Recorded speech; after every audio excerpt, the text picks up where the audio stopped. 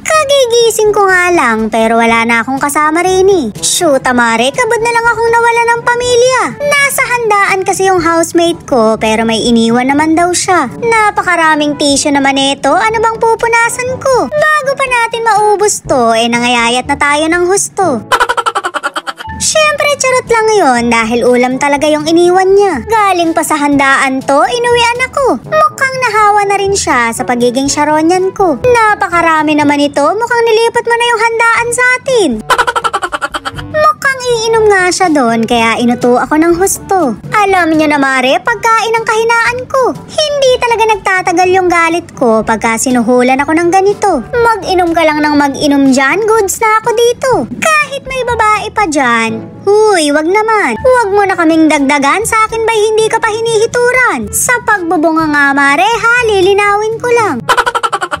Mukhang kalderetang kambing nga to dahil mabuto. Napakabisa mare, maraming sili. Gaganahan talaga ako dahil mahilig ako sa maanghang. Samahan mo pa ng alimango na napakatataba. Shoot mare, hindi ko pa kinakain pero nangangapal na yung batok ko. Kaya naman dali-dali akong pumunta sa ref para kumuha ng pineapple juice. Mainam tirahin yun, pampababa ng presyon. Pero mukhang ubos na kaya mag-aalak na lang ako. Wala naman akong choice kaya pupulutanin ko na lang. Naubusan na kasi ko ng pineapple, kakapartner ko sa Snow Bear.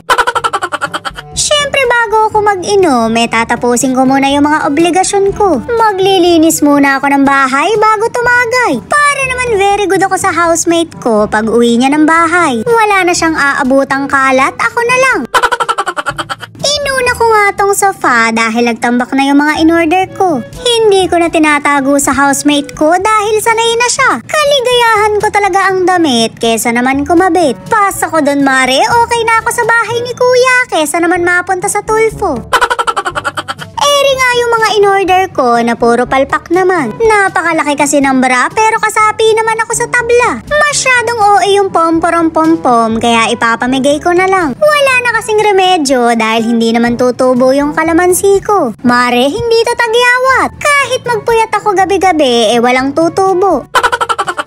Sa dalas ko ang umorder, naka-platinum na ako sa Siapi. Pero wag ka, puro mumurahin lang yung binibili ko. Pagka umabot na sa 300 yung damit, mahal na sa akin yun. Nagdadalawang isip na ako kung bibilin ko ba. Okay din naman kasi yung mga 120, basta pumili ng maganda. Pero pagdating sa bebe ko, hindi ako nagkukuripot. Ganon yata talaga mare, pagka may anak ka. Kahit luganggang na yung panty mo, pinag-uubra mo pa. Well, hindi naman sa katagalan yun, sa kakahablot lang ng housemate ko. Ay, sorry mare, nanonood ka lang, ininggit pa kita. Nagbawas na nga rin ako ng mga tambak na hindi na ginagamit ni Bebe. Masinop kasi sa gamit yon kaya maaayos pa rin. Hindi ko katulad nung bata na maghapon lang sira na. Ewan ko nga ba, hindi naman ako anak mayaman. Mare, anak lang ako ng aswang. Joke lang nanay, baka kabod ka na lang magpahid ng langis dyan.